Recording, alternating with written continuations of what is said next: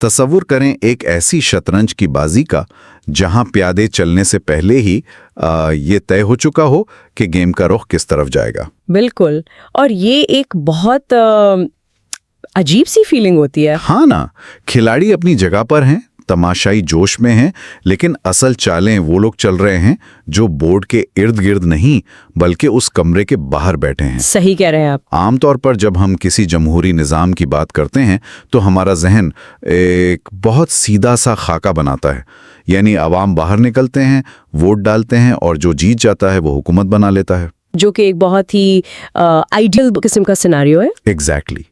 लेकिन जब हम पाकिस्तान के सियासी मंजरनामे और यहाँ की जमहूरियत को देखते हैं तो ये सीधी लकीर अचानक एक बहुत पेचीदा मतलब एक भूल भुलैया बन जाती है, और इसी भूल भुलैया को समझना असल चैलेंज है। बिल्कुल।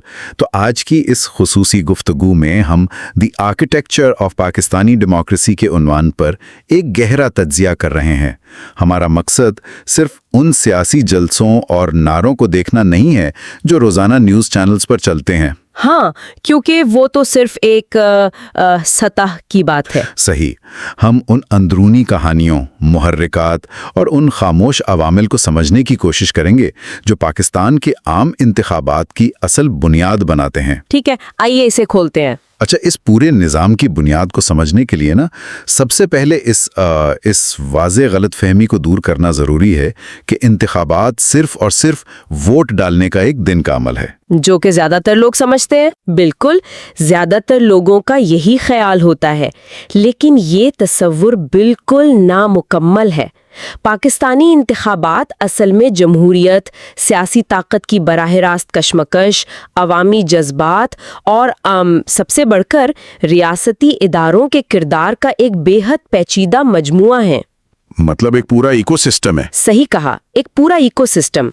इसे आप एक ऐसी बाकायदा जंग समझ सकते हैं जहां हथियार बंदूकें नहीं बल्कि बयानिए यानी नैरेटिव्स हैं। नैरेटिव्स की जंग। हाँ, ये मुख्तलिफ इत्तिहाद और मकामी असर व रसूख की एक ऐसी जंग है जो पोलिंग के दिन से महीनों बल्कि बाज़ औक़ात सालों पहले शुरू हो जाती है। तो अगर ये बयानियों और असर व रसूख की जंग है तो ज़ाहिरी तौर पर हमें ये जंग लड़ते हुए पीटीआई, पीएमएलएन या पीपीपी जैसी बड़ी जमातें नजर आती हैं। हाँ, फ्रंट पर तो वही होती हैं। हम देखते हैं कि ये अवामी हिमायत हासिल करने के लिए बड़े बड़े जलसे करती हैं, मीडिया कैंपेन्स पर करोड़ों रुपए खर्च करती हैं, मुआशी इस्लाहात के बड़े बड़े वादे करती हैं और बहुत ही जज्बाती नारों का सहारा लेती हैं।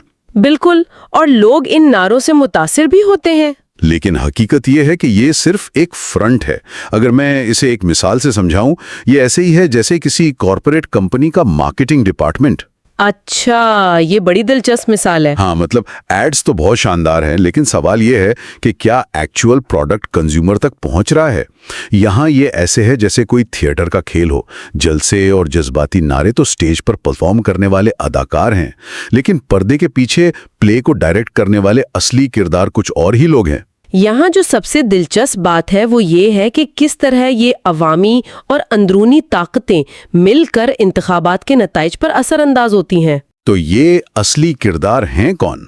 ये वो लोग हैं जिन्हें हम सियासी जुबान में इलेक्टेबल्स कहते हैं।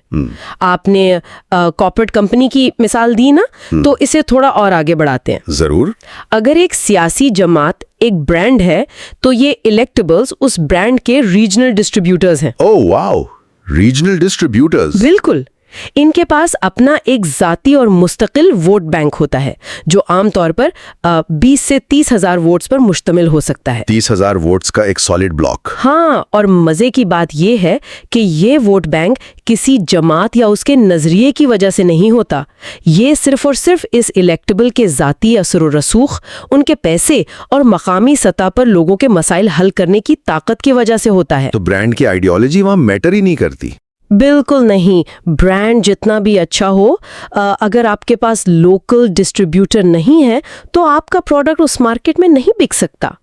इसीलिए बड़ी जमातें इन इलेक्टेबल्स के सामने मजबूर नजर आती हैं। तो इसका मतलब ये हुआ कि जब हम टीवी पर देखते हैं कि फला सियासतदान ने अचानक एक पार्टी छोड़कर दूसरी पार्टी ज्वाइन कर ली है, तो वो अकेले नहीं जा रहा होता। हाँ, वो असल में अपना वो 30,000 का वोट बैंक, अपना वो पूरा डिस्ट्रीब्यूशन नेटवर्क उठाकर किसी दूसरे ब्रांड को दे रहा होता है। सही पकड़ा आपने। लेकिन जरा इस बात पर रोशनी डालें कि ये पावर ब्रोकर या इलेक्टेबल आखिर इतना ताकतवर बनता कैसे है? हम क्यों समझते हैं कि एक आम वोटर सिर्फ इन्हीं के पीछे चलने पर मजबूर है? सिर्फ जहालत या किसी अंधी अकीदत की वजह से जमींदार या किसी मुकामी सरदार को वोट देती है? हाँ, आम तासुर तो यही है कि वो लोग बस आंखें बंद करके चलते हैं। लेकिन हकीकत बहुत ज्यादा प्रैक्टिकल और ठोस है। जरा सोचिए, जब एक आम किसान को आधी रात किसी थाने या कचहरी के मसले का सामना होता है, तो वहाँ कोई आइडियोलॉजी काम नहीं आता। बिल्कुल, वहां कोई बड़ा सियासतदान इस्लामाबाद या लाहौर से उसकी मदद के लिए नहीं पहुंचता। वहां वही मुकामी पावर ब्रोकर, वही इलेक्टेबल उसकी जमानत देता है या उसके मसाइल हल करवाता है। अच्छा, तो ये एक किस्म का गिव एंड टेक है। हाँ, ये वोट असल में एक किस्म का सोशल कॉन्ट्रैक्ट या इंश्योरेंस पॉलिसी होती है उन किसानों के लिए। अवाम उन्हें अपना आईनी नुमाइंदा नहीं, बल्कि अपना प्रॉब्लम सॉल्वर और एक ढाल समझकर वोट दे रहे होते हैं। ये बहुत अहम पॉइंट है। जिसे हम डेमोक्रेसी समझ रहे हैं, वो ग्राउंड लेवल पर एक सर्वाइवल मैकेनिज्म है। एग्जैक्टली। मुकामी सतह पर जहां रियासत सीधी तरह मौजूद नहीं होती या अपना काम नहीं करती, वहां ये इलेक्टेबल्स रियासत का किरदार अदा करते हैं। ये एक ऐसी सतह की मजबूरी है जिसे आमतौर पर शहरी इलाकों में बैठकर समझना वाकई बहुत मुश्किल है। यहाँ बिरादरी सिस्टम का जिक्र भी बहुत आता है। हाँ, बिरादरी सिस्टम तो बैकबोन है इस देही ढांचे की। यानी देही इलाकों में वोटर्स अपने जाती फैसले के बजाय इस बात पर इन्हिसार करते हैं कि उनकी बिरादरी का सरदार कहाँ जा रहा है, क्योंकि अगर वो बिरादरी से बाहर वोट डालेंगे तो उन्हें सामाजिक तौर पर मुआशरे में अकेला कर दिया जाएगा। बिल्कुल, उनका सोशल बॉयकॉट हो सकता है। लेकिन ये तो हो गई देही रिवायात और ट्रेडिशनल पावर डायनामिक्स की बात। जब हम शहरी इलाकों की तरफ आते हैं, खासतौर पर शहरी नौजवानों की तरफ, तो कहानी बिल्कुल उलट जाती है। हाँ, वहाँ डायनामिक्स बिल्कुल मुख्तलिफ है। उन्हें किसी थाने या कचहरी में जमींदार की सिफारिश नहीं चाहिए। उनका ध्यान सीधा महंगाई, बेरोजगारी, मुल्की करप्शन और आज़ादी या इजहार राय पर होता है। यहाँ आकर बात वाकई बहुत दिलचस्प हो जाती है। कैसे? क्योंकि यहाँ वो डिस्ट्रीब्यूटर वाली लॉजिक बिल्कुल काम नहीं करती। यहाँ ट्रेडिशनल मीडिया और डिजिटल मीडिया का फर्क वाजे होता है और आपको डायरेक्ट कंज्यूमर से बात करनी पड़ती है। अगर हम इसे बड़े तनाजुर से जोड़कर देखें तो शहरी नौजवान उस पुराने और जंग-आलूदा निज़ाम से बगावत कर रहा है। सही, वो इस ट्रेडिशनल पॉलिटिक्स से तंग आ चुके हैं। हाँ, क्योंकि नौजवानों का मसला सिर्फ रोटी नहीं है, रोटी के साथ साथ डिग्निटी या इज्जत नफ्स भी है। लेकिन सबसे बड़ी तब्दीली जो इस वक्त आई है वो ये है कि इस शहरी नौजवान के पास राब्ते का एक ऐसा हथियार आ गया है जिसने उन रिवायती गेटकीपर्स और इन इलेक्टेबल्स को पूरी तरह बाईपास कर दिया है। आप सोशल मीडिया की बात कर रही हैं? बिल्कुल। डिजिटल मीडिया और स्मार्टफोन ने ओपिनियन मेकिंग को इतना तेज और अनप्रेडिक्टेबल बना दिया है कि पुराने सियासतदान इसकी रफ्तार देखकर दंग रह जाते हैं। लेकिन देखें, इसमें एक पुशबैक बनता है। आप कह रही हैं कि नौजवान बेरोजगारी और महंगाई जैसे ठोस मसाइल पर परेशान हैं। हाँ, बिल्कुल हैं। तो क्या उन्हें सिर्फ सोशल मीडिया पर चलने वाले जज्बाती नारों और वायरल ट्रेंड से मुतमईन किया जा सकता है? क्योंकि आखिर में तो पेट भरना है ना, और डिजिटल ट्रेंड से तो मईशत ठीक नहीं होती। एक तरफ ठोस हकाइक हैं और दूसरी तरफ प्रोपेगेंडा। तो ये डिजिटल मीडिया आखिर इतना मौसर क्यों हो जाता है? ये बहुत अच्छा सवाल है। इस ख्वाब को समझने के लिए हमें डिजिटल एल्गोरिदम्स की नफ्सियात को देखना होगा। अच्छा, नफ्सियात कैसे काम करती है इसमें? देखें, सोशल मीडिया सिर्फ मालूमात फराहम नहीं करता, वो जज्बात को आग लगाता है। जब एक नौजवान देखता है कि सिस्टम उसके ठोस मसाइल जैसे महंगाई हल करने में नाकाम है, तो उसके अंदर एक गुस्सा पैदा होता है। सही, फ्रस्ट्रेशन बिल्डअप होती है। और सोशल मीडिया उस गुस्से को एक शक्ल, एक आवाज और एक मकसद दे देता है। Leaked videos, aggressive online campaigns और जो वायरल ट्रेंड्स होते हैं, वो उसे ये एहसास दिलाते हैं कि वो अकेला नहीं है। मतलब उसे एक कम्युनिटी मिल जाती है। हाँ, एक डिजिटल एल्गोरिदम इस गुस्से को एम्पलीफाई करके एक पूरा एको चैम्बर बना देता है।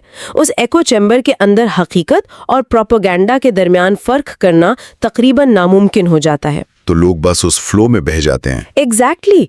नतीजा ये निकलता है कि शहरी वोटर अपने मसाइल का हल किसी वक्ती मुआशी पॉलिसी में नहीं ढूंढता, وہ پورے نظام کی تبدیلی یا ایک جذباتی مسیحا کی تلاش شروع کر دیتا ہے۔ یہاں ٹریڈیشنل میڈیا، جسے عام طور پر اثر و رسوخ والے کنٹرول کر لیتے تھے، پوری طرح بائی پاس ہو جاتا ہے۔ عجیب کشمکش ہے۔ ایک طرف ہمارے پاس روایتی برادری سسٹم ہے جہاں اثر و رسوخ اور سوشل کانٹریکٹس کے تحت ووٹ طے ہو رہا ہے، اور دوسری طرف شہری آبادی میں الگورتھمز اور جذباتی بیانیوں کا ایک طوفان آیا ہوا ہے۔ یہ دونوں بالکل متضاد دنیایں ہیں۔ بالکل۔ تو جب یہ دونوں مختلف دنیائیں انتخابات کے دن ایک ساتھ ٹکراتی ہیں تو ماحول کیسا ہوتا ہوگا؟ پولنگ کا دن خود میں کسی بلاک بسٹر مووی کے کلائمیکس سے کم نہیں ہوتا میرے خیال سے۔ ہاں، کسی تھرلر سے کم نہیں۔ جوش و خروش اپنی جگہ، لیکن جو تناؤ یعنی ٹینشن اور سیکیورٹی کے مسائل اس دن نظر آتے ہیں وہ بتاتے ہیں کہ یہ صرف کاغذ پر تھپا لگانے کا عمل نہیں ہے، یہ فزیکلی اپنے لوگوں کو گھروں سے نکال کر پولنگ سٹیشن تک پہنچانے کا ایک بہت بڑا لاجسٹک آپریشن ہے۔ اور اسی لاجسٹک آپریشن کے اندر اس پاور بروکر یا الیکٹیبل کی اصل اہمیت ظاہر ہوتی ہے۔ الیکشن والے دن صرف بیانیہ کام نہیں آتا۔ رائٹ، وہاں مشینری چاہیے۔ ہاں، وہاں ٹرانسپورٹ چاہیے، وہاں پولنگ ایجنٹس چاہیے جو مخالف کے ایجنٹس کی آنکھوں میں آنکھیں ڈال کر بیٹھ سکیں، وہاں صبح 8 بجے سے شام 5 بجے تک لوگوں کو متحرک رکھنے کی ایک طاقت چاہیے ہوتی ہے۔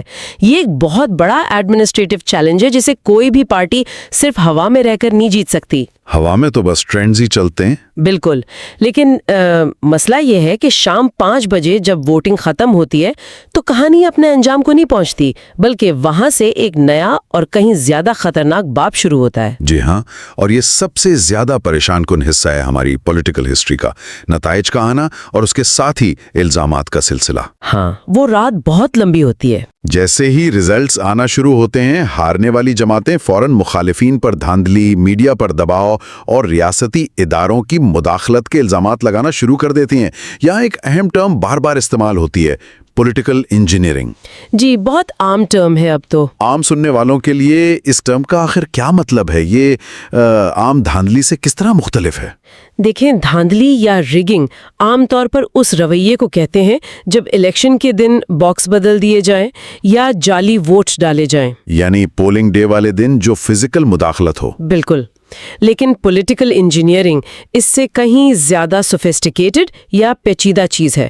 اس کا مطلب ہے میدان کو پہلے سے ہی اس طرح ترتیب دینا کہ کسی ایک امیدوار یا پارٹی کا فائدہ ہو۔ مطلب پری پول مینیپولیشن۔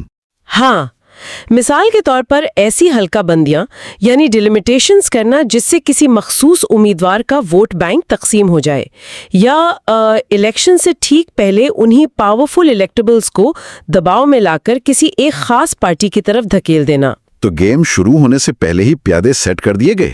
ایگزیکٹلی۔ جب ہارنے والی دھر ان چیزوں کا حوالہ دیتی ہے تو نتائج پر شکوک و شبہات کے بادل چھا جاتے ہیں۔ تو اس سب کا آخر کیا مطلب ہے؟